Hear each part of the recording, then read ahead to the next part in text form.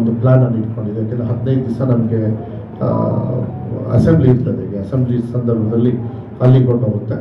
ಅದಾದಮೇಲೆ ಮೊನ್ನೆನೂ ಕೂಡ ನಾವೊಂದು ಗುಡ್ ನ್ಯೂಸ್ ಹೇಳಿದೆ. ನಮ್ಮ ಇಲಾಖೆಯಿಂದ ಬರೀ 2 ಮೊಟ್ಟೆ ಕೊಡ್ತಾ ಇದ್ದೀವಿ. ಇನ್ಮೇಲೆ ವಾರ ಫುಲ್ಲು ಅಂದರೆ ನಮ್ಮ ಅಜೀಂ ಪ್ರೇಮ್ಜಿ ಫೌಂಡೇಶನ್ ಅವರು ಜೊತೆಗೆ ಟೈಪ್ ಮಾಡಿ 20ನೇ ತಾರೀಕು ಮಾನ್ಯ ಮುಖ್ಯಮಂತ್ರಿಗಳು ಮತ್ತು ಅಜೀಂ ಪ್ರೇಮ್ಜಿ ಅವರ ಎದುರುಗಡೆ ಒಂದು ಮೆಮೊರಾಂಡಮ್ ಆಫ್ ಅಂಡರ್ಸ್ಟ್ಯಾಂಡಿಂಗ್ ಅಂತೇಳಿ ಒಂದು MOUನ ಸೈನ್ ಮಾಡಿ ಆದಷ್ಟು ಬೇಗ ಅಂದರೆ ಇಮಿಡಿಯೇಟಾಗಿ ಸ್ಟಾರ್ಟ್ ಮಾಡಿಬಿಡ್ತೀವಿ. ಇಟ್ ಇಸ್ ಅಬೌಟ್ 1500 crores 1500 ಕೋಟಿ ನಮ್ಮ ಇಲಾಖೆಗೆ ಮೊಟ್ಟೆ ಲೆಕ್ಕದಲ್ಲಿ ಅಜೀಂ ಪ್ರೇಮ್ಜಿ ಫೌಂಡೇಶನ್ ಅವರು ಕೊಡ್ತಾ ಇದ್ದಾರೆ. ಭಾಳ ಹೆಮ್ಮೆ ಇದೆ, ನನಗೆ ಸಂತೋಷ ಇದೆ. ಇದೊಂದು ಇತಿಹಾಸ. ಯಾರು ಮೊಟ್ಟೆ ತಿನ್ನೋರು ಅವ್ರಿಗೆ ಅದೇ ಸೇಮ್ ರೂಲ್ಸ್. ಈ ವಾರದಲ್ಲಿ 2 ದಿವಸ ಕೊಡ್ತಿದ್ರು 10ನೇ ಕ್ಲಾಸ್ವರೆಗೂ. ನಾನು ಬಂದಾಗ ನೀವು ತಿಳ್ಕೊಳ್ಬೇಕಾಗತ್ತೆ, ಬರೀ 8ನೇ ಕ್ಲಾಸ್ವರೆಗೂ ಮಾತ್ರ 1 ಮೊಟ್ಟೆ ಕೊಡೋರು. ನಾವು ಬಂದಮೇಲೆ ಅದು 10ನೇ ಕ್ಲಾಸ್ವರೆಗೂ ಮಾಡಿ ವಾರದಲ್ಲಿ 2 ಮೊಟ್ಟೆ ಮಾಡಿ ಈಗ ವಾರದಲ್ಲಿ 6 ಮೊಟ್ಟೆ ಮಾಡ್ತಕ್ಕಂಥದ್ದು 3 ವರ್ಷಕ್ಕೆ. ಈ MOU 3 ವರ್ಷ ಆದಮೇಲೆ ನಾವು ಚೆನ್ನಾಗಿ ಅದೆಲ್ಲ ರಿಪೋರ್ಟ್ ಇತ್ತು, ಏನೂ ತೊಂದರೆ ಇಲ್ಲ ಅಂದರೆ ಮತ್ತೆ ಅದನ್ನ ರಿವ್ಯೂ ಮಾಡ್ತಕ್ಕಂಥದ್ದು. ನಿಮಗೆ ನೆನಪಿದೆ, ನಾನು ಹೇಳ್ತಾ ಇದ್ದೆ ನಿಮಗೆಲ್ಲರಿಗೂ CSR ಫಂಡಲ್ಲಿ ನಾವೆಲ್ಲ ಪ್ಲ್ಯಾನ್ ಮಾಡ್ಕೊಂಡಿದ್ದೀವಿ ಅಂತ. ಅದೇ ಸಂದರ್ಭದಲ್ಲಿ ಪ್ಯಾರಲಲ್ಲಿ ನ್ಯೂಟ್ರಿಷನ್ಗೆ, ಯಾಕೆಂದರೆ ಮಕ್ಕಳಿಗೆ ಪೌಷ್ಟಿಕತೆಯನ್ನು ಬಹಳ ಮುಖ್ಯ ಆಗ್ತದೆ. ಅದಕ್ಕೆ ಈ ಮಿಡ್ ಡೇ ಮೀಲ್ಸು ಮತ್ತು ನಮ್ಮ ಅಂಗನವಾಡಿಯಲ್ಲಿ ಪೌಷ್ಟಿಕತೆಯನ್ನು ಮಕ್ಕಳಿಗೆ ಕೊಡ್ತಕ್ಕಂಥದ್ದು. ಬೇರೆ ಬೇರೆ ನಾವು ರಾಗಿ, ಅದನ್ನು ಕೂಡ ನಾವು ಬಂದಮೇಲೆ ರಾಗಿ ಮಾಲ್ಟ್ನ ಬೆಳಗ್ಗೆ ಎಲ್ಲ 55 ಲಕ್ಷ ಮಕ್ಕಳಿಗೆ ಇಡೀ ರಾಜ್ಯದಲ್ಲಿ ಬೆಳಗ್ಗೆ ಹಾಲಿಗೆ ಇವತ್ತು ರಾಗಿ ಮಾಡಿಕೊಡ್ತಕ್ಕಂಥ ವ್ಯವಸ್ಥೆಯನ್ನು ನಮ್ಮ ಇಲಾಖೆಯಿಂದ ನಾವು ಮಾಡ್ತಾ ಇದ್ದೀವಿ. ಅದೇ ರೀತಿ ಸಾಕಷ್ಟು ಕಾರ್ಯಕ್ರಮ ಮಾಡ್ತಾ ಇದ್ದೀವಿ. ಒಂದು ಕಡೆಗಿರಲಿ ಮತ್ತು ಡೆವಲಪ್ಮೆಂಟಲ್ ವರ್ಕ್ಸ್ ಎಲ್ಲ ಸುಮಾರಷ್ಟು ತಗೊಳ್ತಕ್ಕಂಥ ವ್ಯವಸ್ಥೆನೂ ಕೂಡ ಇನ್ಮೇಲೆ ಆಗುತ್ತೆ ಅಂತಕ್ಕಂಥದ್ದು ವಿಶ್ವಾಸ ಇದೆ.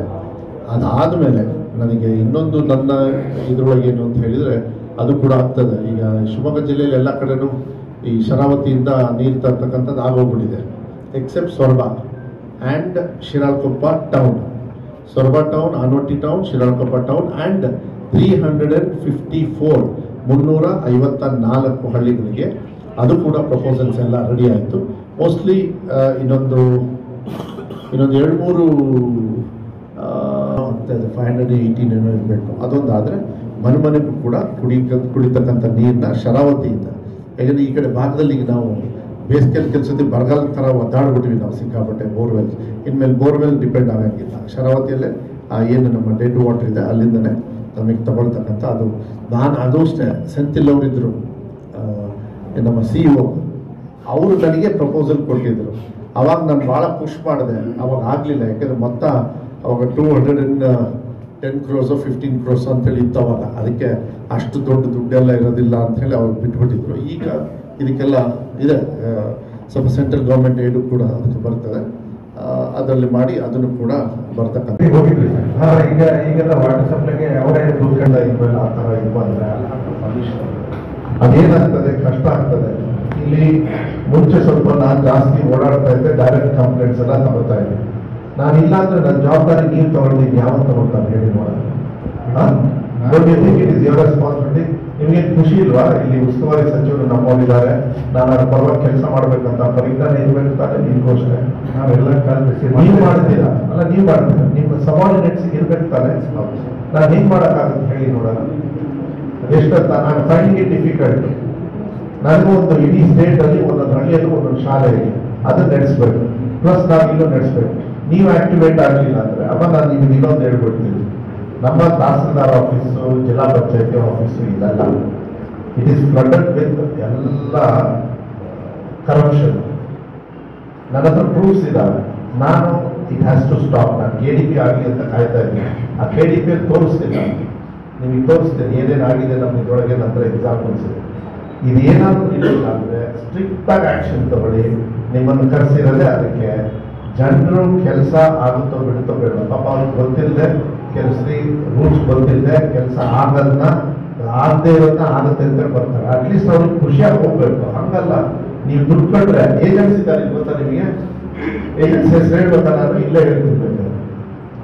ಏಜೆನ್ಸಿ ಇದ್ದಾರೆ ಎಲ್ಲರಿಗೂ. ಈಗ ಉಸ್ತುವಾರಿ ಸಚಿವರು ಏರಿಯಾದಲ್ಲಿ ಏಜೆನ್ಸಿ ಅಂತ ಯಾವ ಒಬ್ಬರಿಂದ ದುಡ್ಡು ಕೊಟ್ಟಿದ್ದಾರೆ ಅಂತ ಹೇಳಿ ನೋಡೋಣ. ನೀವು ಏನಾದ್ರೂ ಇದನ್ನ ಕ್ಲೀನ್ ಅಪ್ ಮಾಡಲಿಲ್ಲ ಅಂದ್ರೆ ನಾನು ಹೇಳ್ತೇನೆ ವೆರಿ ಬ್ಯಾಡ್.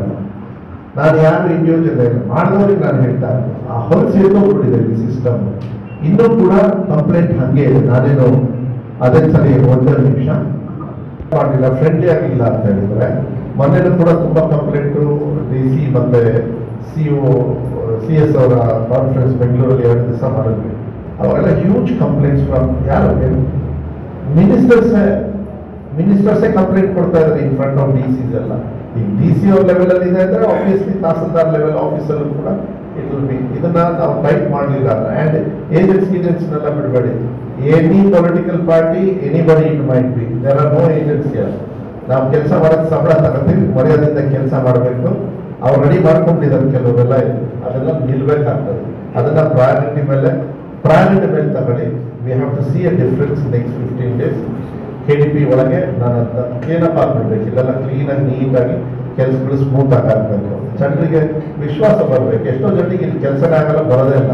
ಕೆಲವರು ದುಡ್ಡು ಕೊಡೋಕ್ಕಾಗಲ್ಲ, ಅದಕ್ಕೆ ಬರೋದಿಲ್ಲ. ನಾನು ಓಪನ್ ಆಗಿ ಹೇಳ್ತಾ ಇದ್ದೆ, ನಾನು ಯಾವತ್ತೂ ಕೂಡ ನನ್ನ ಸ್ವರ್ಭ ಕ್ಷೇತ್ರದೊಳಗೆ ಈ ಥರ ನಾನು ಮಾತಾಡಿಲ್ಲ. ನಾನು ಮಾತಾಡ್ತೋರಿದ್ದಾರೆ, ನಾನು never spoke.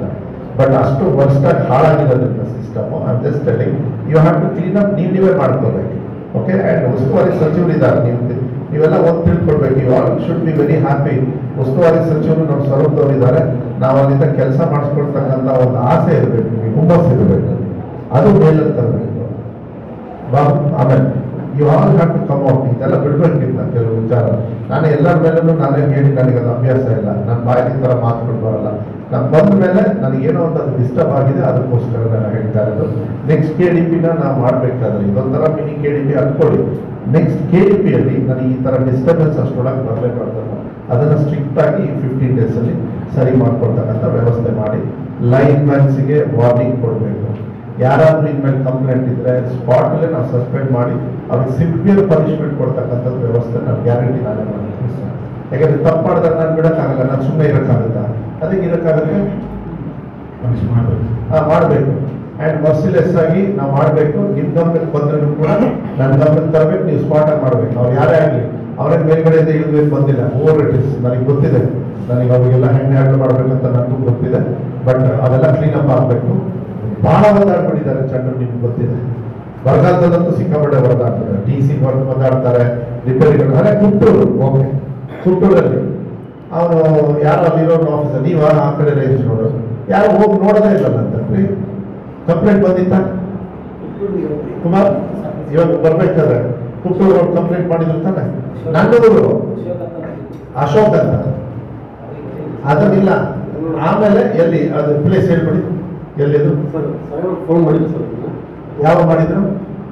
2 days back phone ಮಾಡಿದ್ರು. 2 days ಬ್ಯಾಕ್ ಇಲ್ಲ, ಅದಾದ್ಮೇಲೆ ಹೋಗಿದ್ದಾರೆ. ಬಟ್ ನಾನು ಹೇಳೋದು, ಮಿನಿಸ್ಟರ್ ಆಫೀಸಿಂದನೇ ಫೋನ್ ಹೋದ್ರೆ ನೀವು ಕೆಲಸ ಮಾಡೋದ?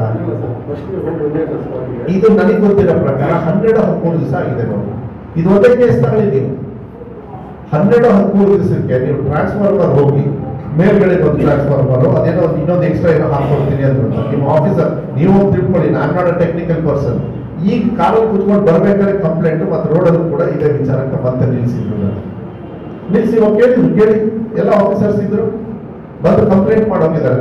MLA ಮಿನಿಸ್ಟರ್ ಸಿಗ್ತಾರೆ, ನೀವು ಆಫೀಸರ್ಸ್ ಅಲ್ಲಿ ಪಕ್ಕದಲ್ಲಿ ಹಣ್ಣು ಹೋಟೆಲ್ ಇದ್ದೇ ಸಿಗಲ್ಲ ಅಂತ ಹೇಳಿದ್ರೆ ಹಾಗಾದ್ರೆ ನಾನು ಸುಮ್ಮನೆ ಇರ್ಬೇಕಾದ್ರೆ ಏನು ಆಕ್ಷನ್ ತಗೋಬೇಕು ಹೇಳಿ ನೋಡೋಣ.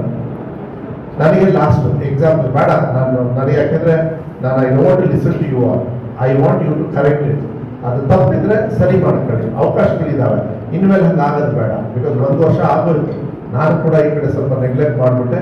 ನೀವು ಅದೇ ಹಳೆ ಚಾಳಿನೇ ಎಲ್ಲರೂ ಕಲ್ತ್ಬಿಟ್ಟಿದ್ದೀವಿ. ಅದೆಲ್ಲ ಬಿಡ್ಬೇಕಾಗ್ತದೆ ಪ್ಲೀಸ್. ಓಕೆನಾ? ನೀವು ಅದು ಮಾಡ್ಕೊಳ್ಳಿ. ನೆಕ್ಸ್ಟಿಗೆ ಮಳೆ ಹಿಂಗೆ ಸರಿ ಇತ್ತು ಅಂದರೆ ಬೋರ್ವೆಲ್ಗಳು ಫುಲ್ ಆನ್ ಆಗ್ತಾವೆ, ಗೊತ್ತಲ್ಲ. ಟ್ರಾನ್ಸ್ಫಾರ್ಮರ್ಸ್ ಹಾಳಾಗ್ತವೆ, ನಿಮಗೆ ಲೈನ್ಗಳು ಹಾಳಾಗ್ತವೆ. ನೀವೆಲ್ಲರೂ ಆಫೀಸರ್ಸು ಅಲ್ಲಿ ಫೀಲ್ಡ್ ಆಫೀಸರ್ಸು ಎಲ್ಲ ಆಕ್ಟಿವ್ ಆಗಿರ್ಬೇಕು. ಅದಕ್ಕೆ ಪ್ಲಾನ್ ಮಾಡಬೇಕು. ಅದನ್ನೇ ಇಷ್ಟೊತ್ತು ನಾನು ಮಾತಾಡಿದೆ. ಅಗ್ರಿಕಲ್ಚರ್ ಅವ್ರಿಗೂ ಅದೇ ಮಾತಾಡಿದೆ, ಹಾರ್ಟಿಕಲ್ಚರ್ ಅವ್ರಿಗೂ ಅದೇ ಮಾತಾಡಿದೆ, ಬೇರೆಯವ್ರಿಗೆಲ್ಲರಿಗೂ ಕೂಡ ಅದೇ ಮಾತಾಡಿದೆ. ನಿಮಗೂ ನಾನು ಹೇಳ್ತಾ ಇದ್ದೆ, ರೈತರಿಗೆ ಲೈಫ್ ಲೈನೇ ನಿಮ್ಮದು, ಲೈಫ್ ಲೈನೇ ನಿಮ್ಮದು. ಅದಕ್ಕೆ ಏನೇನು ಬೇಕು ಅಂತ ಈಗಲೇ ಕೇಳಿ. ನೀವೇನು ಮಾಡ್ತೀರಿ ಗೊತ್ತಾ? ಸರ್ ನಮಗೆ 400 ಟ್ರಾನ್ಸ್ಫಾರ್ಮರ್ ಬೇಕು ಸರ್ ಇಡೀ ಜಿಲ್ಲೆಗೆ. ಯಾವಾಗ ಕೇಳ್ತೀರಿ? ಇನ್ನು ಮ್ಯಾನುಫ್ಯಾಕ್ಚರಿಂಗ್ ಇಂಟೆಂಟ್ ಹೋಗ್ತಾ ಇರುತ್ತೆ. ಮ್ಯಾನುಫ್ಯಾಕ್ಚರ್ ಆಗಿರಲ್ಲ, ಅದು ಮ್ಯಾನುಫ್ಯಾಕ್ಚರ್ ಆಗಿ 400 ಬರೋಷ್ಟಿಗೆ ಶಿವಣ್ಣವ್ರೆ ನಮಗೆ ಮಾಡಷ್ಟು ಹೋದ್ಸತಿ ಕಳಿಸ್ದೆ. ಬಹಳ ಕಷ್ಟ ಇತ್ತು. ಅದರಲ್ಲೂ ಶಿಕಾರಿಪುರದಲ್ಲಿ ಬಹಳ ಪ್ರಾಬ್ಲಮ್ ಆಯಿತು. ಅದು ಈ ಕಡೆ ನಮ್ಮ ಮಾನ್ಲಿ ಪಕ್ಕದ ತಾಲೂಕಿಗೆ ಇಲ್ಲ ಅಂದ್ಬಿಟ್ರೆ